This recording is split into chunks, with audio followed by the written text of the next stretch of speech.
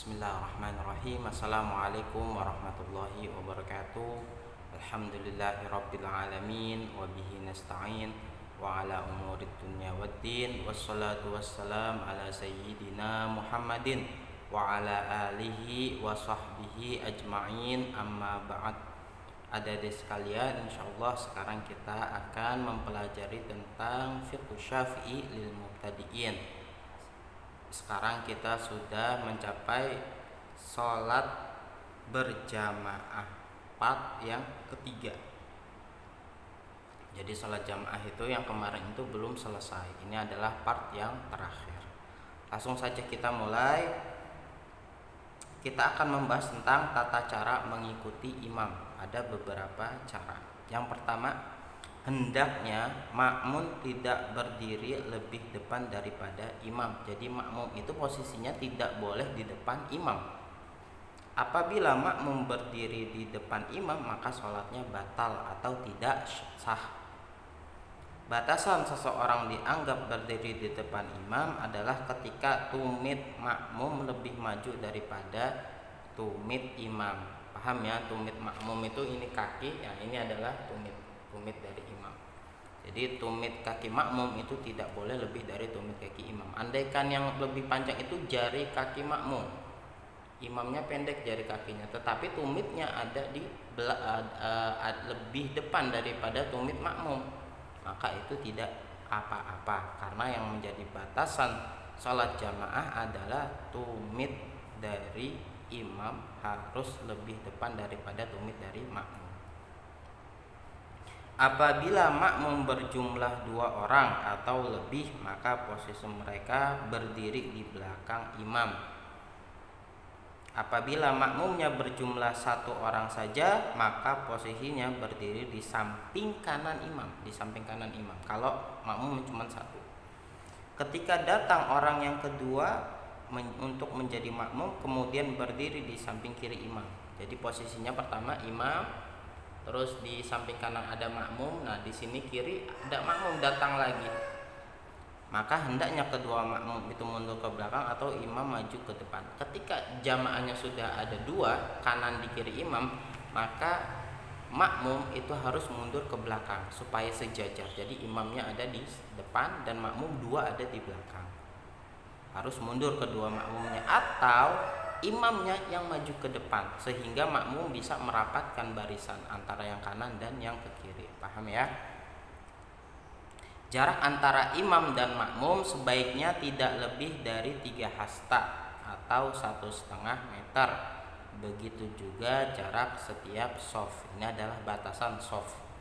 Apabila makmum terdiri dari banyak laki-laki dan wanita, maka posisi makmum laki-laki di belakang imam, kemudian makmum wanita di belakang shaf laki-laki.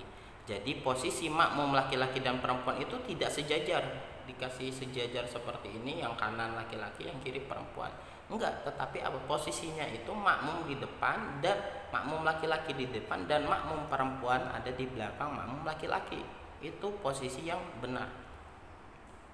Seseorang makmum tidak boleh berdiri sendirian di belakang shaf.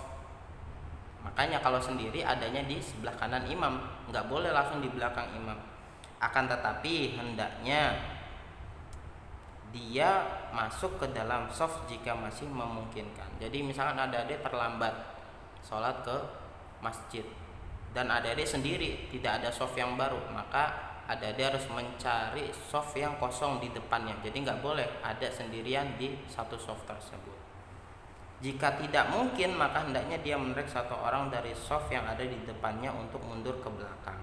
Dan orang yang ditarik tadi hendaknya ikut mundur ke belakang agar mendapatkan pahala ikut membantu dalam ketaatan atau dalam berjamaah.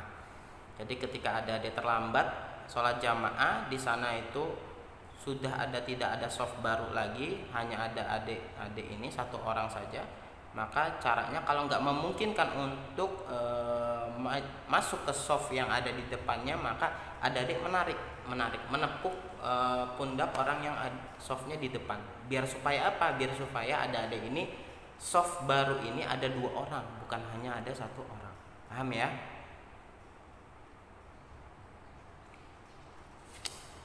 Yang kedua, hendaknya makmum mengikuti semua gerakan imam, setiap gerakan dan semua rukun sholat fi'liyah. Jadi makmum harus mengikuti gerak-gerik imam, nggak boleh makmum itu perbuatannya itu berbeda dengan imam, nggak boleh. Yaitu makmum mengikuti setelah gerakan imam dan tidak boleh telat hingga tertinggal lebih dari satu rukun, sebab apabila makmum tertinggal sampai 2 kali gerakan rukun maka sholatnya batal. Imamnya sudah sujud tapi adik masih baca Al-Fatihah, itu sholatnya batal karena sudah lebih dari 2 rukun perbedaannya. Makmum mengetahui gerakan perpindahan imam baik melihat langsung atau dengan suara, seperti yang ada di masjid sini, Baitul Quran sini. Di situ kan yang ada di luar itu makmum tidak bisa melihat gerakan imam, tetapi makmum bisa mendengar suara imam, maka masih diperbolehkan berjamaah seperti ini karena mendengar suara. Kemudian yang ketiga, hendaknya tidak ada jarak yang jauh antara tempat berdiri imam dengan posisi makmum. Jadi nggak ada jarak antara imam dan makmum. Nah, dengan rincian sebagai berikut. Yang pertama, sholatnya di dalam masjid, seperti yang kita sholat jamaah di dalam masjid.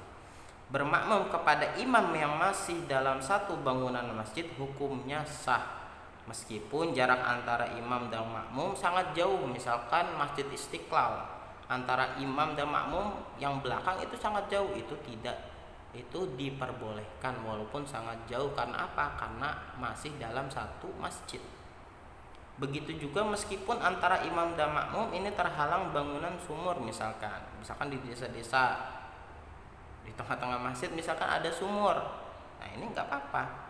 Menara atau ada menaranya di luar masjid, kita di dalam di lingkungan masjid tetapi ada di luar. Nah, ini masih tetap dihitung dalam masjid, bangunan masjid. Atau berada di lantai tingkat, ada di lantai 2, itu nggak apa-apa, tetap boleh mengikuti gerakan imam, tetap boleh berjamaah karena masih di dalam bangunan masjid. Selama mereka mengerjakan satu sholat jamaah, maka semua bagian masjid itu boleh digunakan untuk melaksanakan jamaah, baik itu di samping masjid atau di atas masjid atau di halaman masjid, pokoknya masih lingkungan masjid. Meskipun sebagian ada yang di dalam masjid dan yang lainnya di teras masjid atau sebagian berada di beberapa sudut masjid, maka hukumnya sah bermakmum dengan imam yang berada di dalam masjid karena masih ada di komplek masjid. Yang B, sholat di tempat terbuka. Nah, bagaimana hukumnya cara berjamaah ketika kita ada di lapangan? Misalkan sholat id, sholatnya ada di lapangan. Sholat istisqa atau minta hujan, sholatnya ada di lapangan, di tempat terbuka, bukan di dalam masjid, yaitu tempat terbuka yang tidak ada bangunannya seperti gurun, padang pasir, dengan syarat jarak antara keduanya, siapa imam dan makmum, ini tidak terlalu jauh, kurang lebih 300 dhira atau kira-kira 150 meter, itu minimal batasnya. Gak boleh lebih jauh daripada itu kalau di tempat terbuka. Tidak berpengaruh apakah tanah lapang tersebut ada pagarnya atau atapnya atau tidak. Enggak apa-apa juga jika tanah lapang tersebut dipisahkan jalan atau sungai, karena hal itu bukanlah penghalang dari sahnya mengikuti imam. Misalkan imamnya ada di seberang sungai, makmumnya ada di seberang yang lain, itu enggak apa-apa karena hukumnya bukan ada di ruangan masjid tetapi hukumnya ada di ruangan terbuka. Selagi jaraknya antara sungai yang depan dan yang ke belakangnya itu enggak lebih dari 150 meter. Yang ke C, sholat di bangunan yang berbeda. Tadi yang pertama apa? Sholat di dalam masjid. Yang kedua apa? Sholat di ruangan terbuka. Nah, ini sholat di bangunan yang berbeda. Misalkan sholat di masjid dan yang lainnya sholat ada di belakang masjid, ada rumah, sholatnya di situ. Gimana hukumnya? Apabila imam dan makmum berada di 2 bangunan yang berbeda, maka shofnya wajib bersambung antara 2 bangunan tersebut, yaitu dengan cara sebagian shof berada di luar bangunan yang satu dan sebagian berada di luar bangunan yang lainnya. bertemu antara keduanya sehingga benar-benar terwujud kesatuan jamaah. Karena terpisahnya antara bangunan mengakibatkan terputusnya jamaah, maka syarat agar shaf jamaah bersambung perlu menyambung shaf.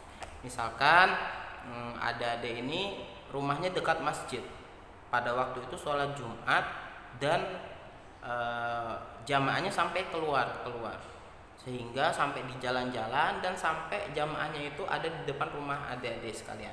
Maka adik-adik boleh sholat di depan rumah adik-adik sekalian. Diboleh karena apa? Karena masih sambung, softnya masih sambung. Karena di depannya masih ada soft, walaupun itu bukan soft tersebut yang ada di depan adik-adik itu bukan ada di dalam masjid, tapi ada di jalan, tetapi masih sambung softnya. Tapi apabila ada sholat Jumat, adik-adik rumahnya ada di belakang masjid, dan softnya itu sudah penuh di masjid, tetapi tidak sampai keluar ke jalan-jalan. Nah, adik malas ke masjid, sholatnya mau di depan rumah. Nah, ini baru tidak diperbolehkan. Karena apa? Karena ada di dua bangunan yang berbeda dan tidak ada sambungan soft tersebut.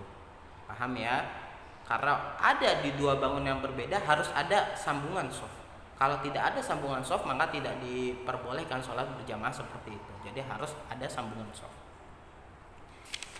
Selanjutnya yang kelima, hendaknya makmum berniat untuk mengikuti imam. Jadi makmum ini wajib berniat makmuman lillahi ta'ala kalau dia jadi makmum.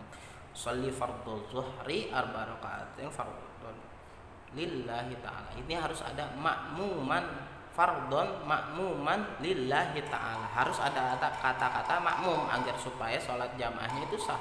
Kalau ada makmum enggak sholat jamaah dan tidak menyebutkan kata makmuman atau niat menjadi imam, maka sholatnya jamaahnya tidak sah.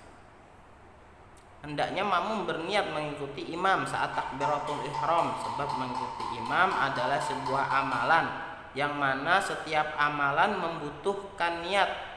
Apabila seseorang tidak berniat menjadi makmum, maka sholatnya batal, enggak sah dia menjadi makmum karena tidak niat makmum, enggak sah sholatnya. Karena apa? Karena dia tidak dianggap sholat berjamaah. Sedangkan seseorang imam tidak diharuskan berniat menjadi imam, kecuali pada sholat Jumat seseorang imam harus berniat menjadi imam. Jadi seperti ini, ada deh sholat zuhur, ada dua orang, maka imam ini enggak harus dia itu niat menjadi imam, imaman lillahi ta'ala. Walaupun dia itu imam ini enggak niat menjadi imam, sholatnya tetap sah, tetapi tidak mendapatkan fadilah dari berjamaah karena tidak niat dari imam menjadi imam. Dan makmumnya, tapi makmumnya ini wajib niat menjadi makmum. Kalau makmumnya ini tidak niat menjadi makmum dari imam yang ada di depannya, maka sholatnya tidak sah. Tetapi kalau imam tidak apa-apa, dia tidak niat sebagai imam. Akan tetapi dalam sholat berjamaah, kedua orang tersebut itu harus menyebutkan mau jadi imam atau makmum. Kalau sholat Jumat ada besok sudah besar jadi khotib kemudian jadi imam, maka wajib mengatakan imaman lillahi ta'ala dalam hatinya ketika niat sholat Jumat.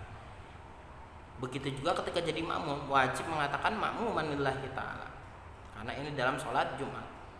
Paham ya? Itu perbedaan antara sholat yang biasa dan sholat Jumat. Perbedaannya hanya di imam. Kedua makmum baik sholat Jumat dan sholat di luar sholat Jumat itu wajib niat dengan kata-kata makmum.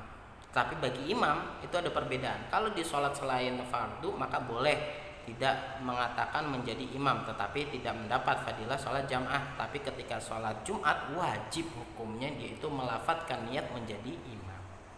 Paham ya? Makmum akan mendapat keutamaan pahala jamaah selama imam belum melakukan salam.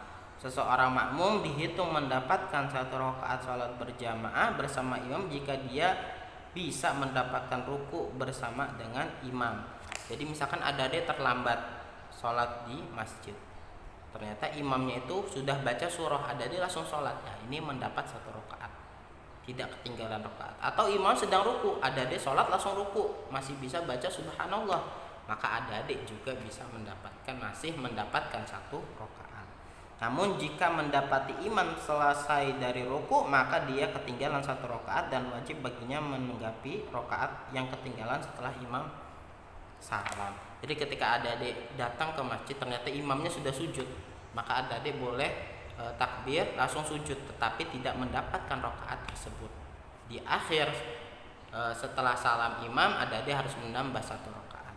Begitu juga ketika adik-adik mendapati imam sudah ruku, adik-adik sholat takbir, ketika mau ruku, sebelum ruku imam sudah i'tidal, maka adik-adik ruku dulu kemudian i'tidal, tetapi tidak mendapatkan rakaat tersebut. Karena apa? Karena adik-adik tidak ruku bersamaan dengan imam. Jadi batasan orang itu mendapatkan 1 rakaat atau tidak itu dihitung dari rukunya. Apakah rukunya itu berbarengan dengan imam atau tidak? Kalau berbarengan dengan imam rukunya, maka masih disebut mendapatkan 1 rakaat. Tetapi kalau tidak berbarengan dengan rukunya imam, maka tidak disebut 1 rakaat, tidak mendapatkan 1 rakaat. Maka ketika tidak mendapatkan 1 rakaat tersebut, maka harus diulang.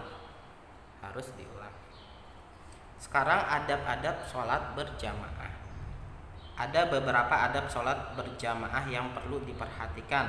Yang melaksanakannya mendapat pahala, dan yang meninggalkannya tidak berdosa, karena ini adalah sunnah, adab-adab, dan sholatnya tidak batal. Di antaranya adalah apa adab sholat berjamaah? Yang pertama, berjalan menuju masjid dengan tenang, tidak usah terburu-buru, karena ketika terburu-buru nafasnya jadi tidak teratur, kemudian ketika sholatnya tidak khusyuk karena kecapean. Makanya berjalannya harus tenang, tidak terburu-buru.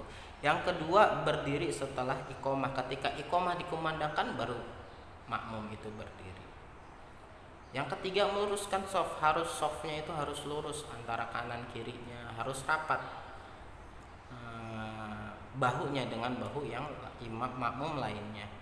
Yang keempat, posisi imam dan makmum di lantai yang sama, dimakruhkan apabila imam dan lebih tinggi daripada makmum atau sebaliknya. Jadi satu lantai sama, bukan ada tangga-tangga seperti itu, enggak. Jadi harus sama. Apabila ada tangganya gimana Ustaz? Ya enggak apa-apa, cuman makruh hukumnya. Jadi harus di lantai yang sama. Mendapatkan takbiratul ihram. Jadi jamaah yang paling bagus adalah ketika adik-adik itu setelah imam takbiratul ihram, adik-adik yang menjadi makmum langsung takbiratul ihram. Itu adalah adab berjamaah dan akan mendapatkan kesunahan. Yang keenam, mendapatkan keutamaan sholat jamaah